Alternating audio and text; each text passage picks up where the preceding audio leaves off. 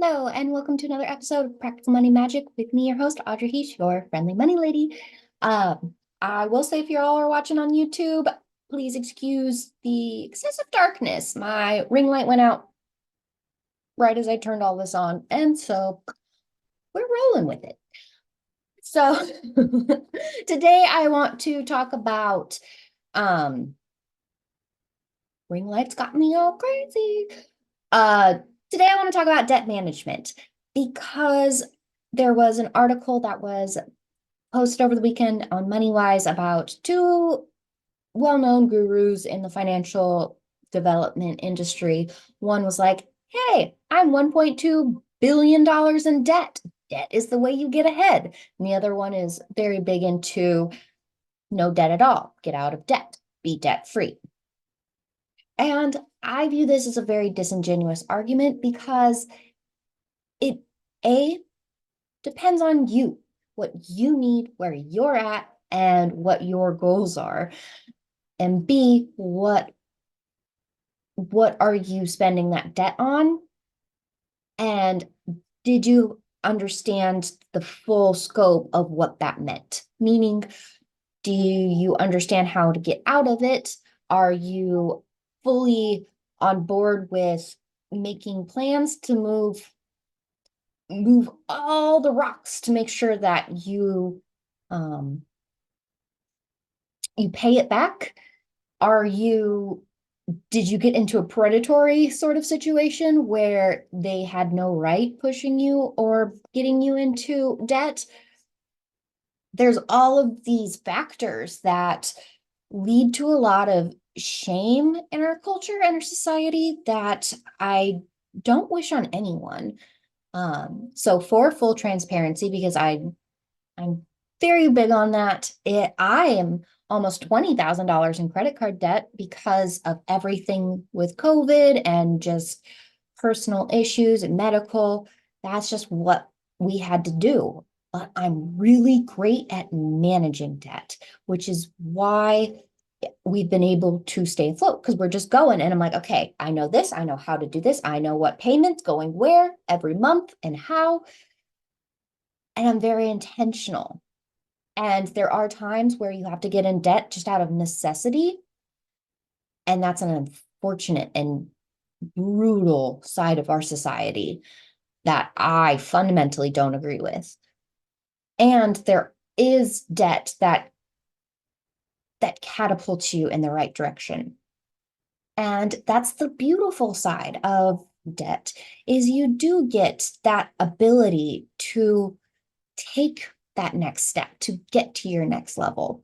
And that is the nuance of this conversation that isn't being talked about, is because when you're in debt, it can feel overwhelming, and it absolutely can be overwhelming.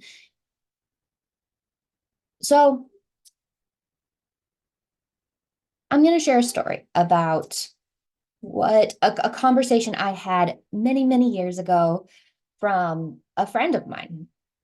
We got off of our serving shift and we were just sitting at the bar counting our money or whatever we were doing and probably having a drink. And she was saying she'd been very open and honest about how much debt she was in, her financial situation, how she got there, and her frustration with how she got there and why she got there and everything around that. And all of that is very valid. And it made her think, okay, there is no way I can get out of this anytime soon. So she was actively considering bankruptcy. And it, I was, I don't know, maybe 20, 22-ish. Like I was young and I was, at that point, was I still in college? I might have still been in college. I'm not remembering my timelines very accurately, but it was in that like era. And she's like, you are the most financially responsible person I know. What do you think? Like, should I get into bankruptcy? Should I not? And while I've been fantastic at handling finances and I was a finance major, like all of these things. I'd never had somebody ask me something quite like that. And so I don't fully remember what I said, but I know it wasn't like a real answer because I didn't have a real answer because that was I recognized the weight of that situation and I think I didn't rise up to it. And the next day, she I asked her about it again. I was like, hey, have you thought more? Or within that next week, whenever I asked her, hey, have you thought more about it? And she's like, yeah, I talked to my mom. And because her mom had been through a bankruptcy. And so that is a beautiful place to start. Talk to somebody who's been through it to show you what maybe you might not have known or expected to know or should have known, should in quotes. And she just was like, yeah, my mom said, well, are you making your minimum payments? And she's like, yeah. What she was doing was trying to, like, on your credit card statement, how it says you can pay it off in 3 years if you make this payment. So she was doing that on all of her credit cards. And she's like, it's killing me. I'm drowning. And her mom was like, well, when you can't make your minimum payments, then come talk to me about a bankruptcy. And I was like, damn, follow your mom's advice. That is good advice because a bankruptcy follows you for a good 10 years and it's brutal to get out of. And it affects not only where you live for some ungodly reason, it also it's just devastating over and over and over again for 10 years. You can get out of your debt easier than you can get out of what a bankruptcy does. And there are absolutely people that is the best solution. And that is what they need to feel like they're breathing again because of usually medical. Medical debt is the number one reason for bankruptcies. And that kills my heart, y'all. Like that is not an acceptable part of our society. Hands down, absolutely. So know that while we are having this conversation of debt, I really hope that this doesn't make you feel shame or guilt about whatever situation you are in, because there is so much nuance to this conversation that there's no way I can make it apply to everyone. And that's what I got so mad about with that article this weekend about only get into debt and only be debt free. That's not reasonable. That's just not a reasonable part of our society at all.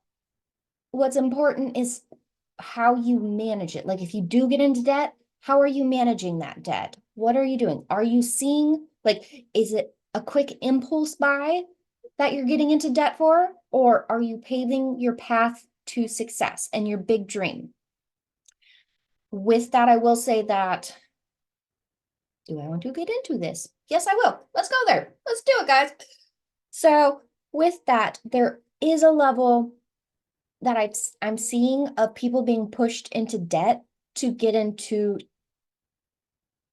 things that they weren't ready for.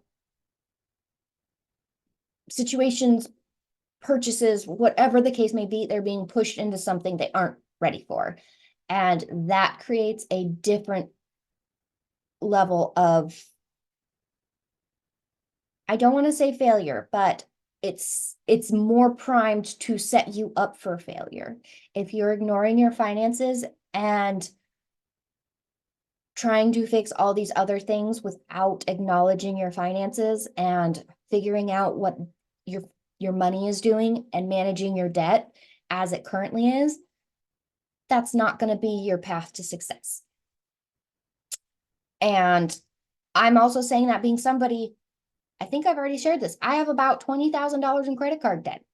We have about, I think it's like 40,000 in student loans between my husband and me, of which only 5% or $5,000 is principal, which pisses me off even more. That's another rabbit hole for another day.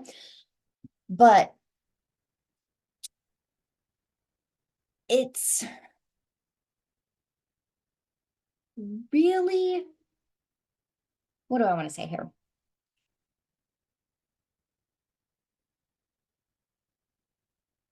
It's okay with where you're at. Wherever you're at, you had to do whatever you had to do.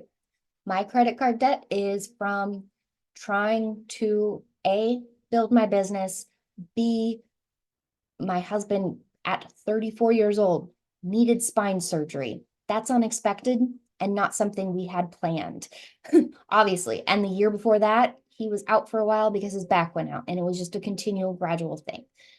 That is literally debilitating, both for him as a human and us as financial people in America, that we can't have whatever. I'm not going to get into that. And just basic living expenses because of that. So it's just this wild ride. And then COVID, we had about $20,000 in savings. Like I said, I'm really good at managing money. I can manage funds. I know exactly where everything's going. I know what's happening. I am good at managing money, even with not a lot of it. And that's how I've just out of necessity had to get there. And I've had to do that through a lot of credit cards because that's the only type of financing I can receive.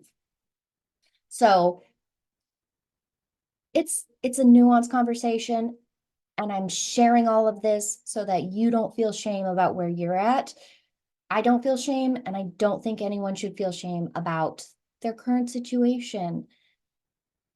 Though I don't want to diminish if you do feel shame.